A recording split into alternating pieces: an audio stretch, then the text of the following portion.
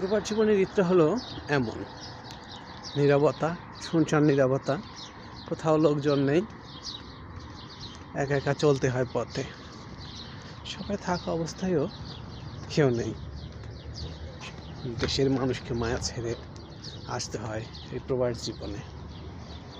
এটাই হল প্রবাসীদের ঈদ আনন্দ। সবাই যখন আনন্দে ব্যস্ত তখনই শুরু হয় প্রবাস জীবনের কাজের কর্মক্ষেত্র। ঈদ তবুও নেই ছুটি, গোছাতে হয় পরিবারের জন্য সব কিছু। এটাই হল প্রবাস জীবন।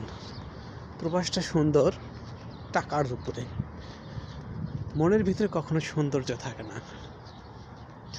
প্রবাসের আনন্দটা এরকম। এই প্রবাসের 3টি শব্দ আছে: এক বিমান, বিদেশ, বিপদ।